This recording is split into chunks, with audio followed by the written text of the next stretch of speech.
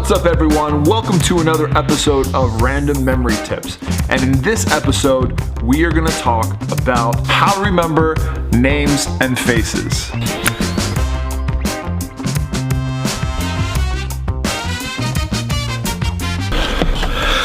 So how many of you out there think you have an especially poor memory for names and faces?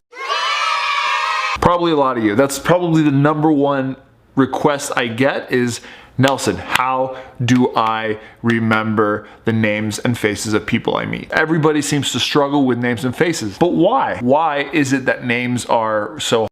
Here's the thing. The problem with remembering people's names and faces, one, is that we're always on the move, right? When we meet people, it's either really quick, it's maybe really loud. The social situation actually dictates how easy or difficult it is to remember someone's name. And because there's people involved, we're often too embarrassed to ask for the name multiple times or to follow up and really learn the person's name if we missed it or just forgot it really quick. But here's a cool thing. When I started memory techniques, I had a bad memory, and especially a bad memory in names and faces. That was one of my worst skills. Turns out that after a number of years of practice, I managed to become the top memorizer of names in the entire country. And when I do speeches, I frequently will remember the whole room and go around picking people off, telling them what their name was, and I only got to meet them for a matter of seconds beforehand. I tell you that so that you can realize that someone who didn't have a good memory, especially with names, can turn into someone who is really good at remembering names. Anyways, I have 5 steps that I always follow when memorizing names. I'm going to share them with you.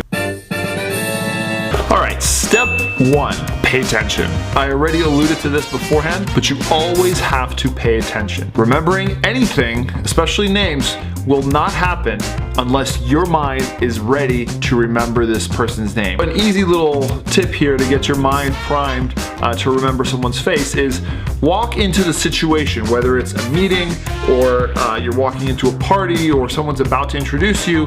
In your mind, tell yourself the following phrase: I want to remember this person's name. That's it. If you just did that step alone and didn't even bother with the next 4 that I'm going to share, you would have a better memory for names. Pay attention. Alright, step 2 is to choose a feature. Most people might say choose a feature on the person's face.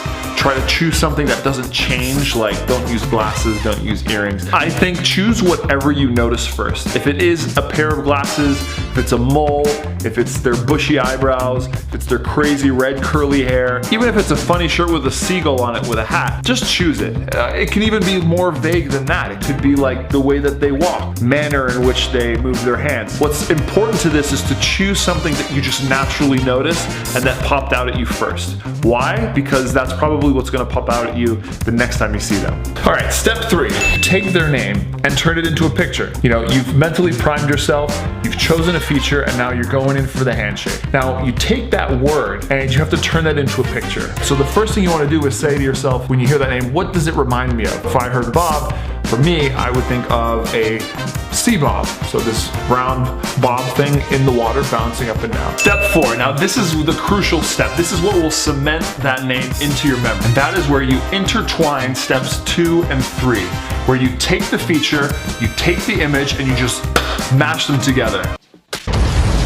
Imagine the picture interacting or living or being on that feature. So the final step now is step number 5. And this is where you can consolidate all of that information and try to push it into your long-term memory. Step 5 is to review. By review, I mean make an extra effort to think about or test yourself on this person's name. The key to having something ingrained into your long-term memory is review, unfortunately. That is always going to be the case. The techniques 1 through 4 will get you very, very far, but if you want to have an incredible memory where you meet someone a year later and you remember their names and you just wow them, that's where a bit of review comes in. To review, we have those 5 steps. The first one was to pay attention. The second one was choose a feature. The third one was ask for the name and come up with a picture for that name. 4 is to mash the name and the feature together. And then 5 is review.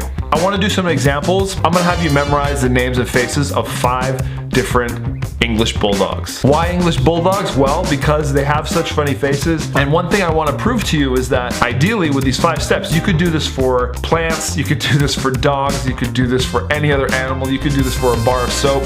But of course, you're going to want to use it for real life people. But if you can do it for the other kinds of things that are a bit crazy, then you for sure will have an awesome memory when it comes time to memorize a person's name. Ready? Alright, so our first bulldog is going to be this guy. So I might choose, for example, on this guy's left ear, so I'm going to choose that location, his brown ear there. This guy's name is Brian. So we need to turn the name Brian into a image. Brian, I think of a brain. Brian, brain, close enough. So what I'll do is I will plop a pink, fresh out of the skull brain on this bulldog's left ear that's brown. That's it. All right, so the second dog is this guy. Okay, kind of older, much more droopier. And in this case, the feature I'm gonna choose for this dog is the fact that his jowls are really, really droopy. And his name is Edward. When I think of Edward, I think of an award. Edward Award, it's close, right? So maybe this dog gets the award for being the droopiest faced dog in the history of dog kind.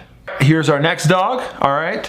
And the first thing I notice about this dog is that little snaggletooth that kind of pops out on the left there. So this dog's name is, it's a girl, her name is Janice. All I see in this word, or hear in this word, is nice. Okay, so I'm gonna picture that even though she has a snaggletooth, you know, and it's kind of menacing showing that tooth, she's the nicest dog that I've ever met. So with the snaggletooth, you know, you'd think she'd bite maybe with that sharp tooth, but in fact, she's actually really nice. Our next dog, super cute dog. And the first thing I notice is this dog's tongue just hanging out. And this dog's name is Leah. When I think of the name Leah, I think of Princess Leia. So when I think of Princess Leia, I think of those 2 buns of hair that she has on her ears. So I'm gonna put those 2 buns on this dog, and she's licking these buns that are on the side of her head like Princess Leia. Our last dog, here he is. I'm gonna choose over his nose. He kind of has a more pronounced than usual fold of skin right there. So I'm going to choose that as his feature. His name is Philip. Philip sounds like I'm going to fill something up. And we can imagine filling up that little strip of folded skin, and maybe it's being filled up with water or something. So it's filled up with water right there. That's it. All right, so now let's do a quick test. I'm gonna show you these 5 dogs out of order, and I'll give you a second to say the name out loud, and then I'll reveal the answer. Here we go.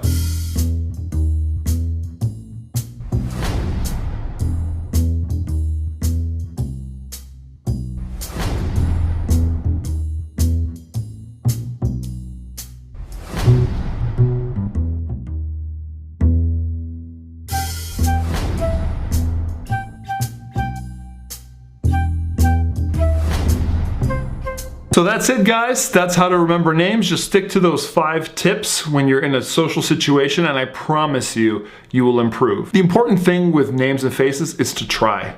So often we don't try anymore because we have these devices that can do it for us, or we simply are too busy with ourselves or other things that we don't even take the time to try and learn a person's name. So take that time, make the effort, use that little thing that's inside your head, and try to memorize people you meet. That's it for now. I'll see you in the next video. Thanks for watching. I'm out.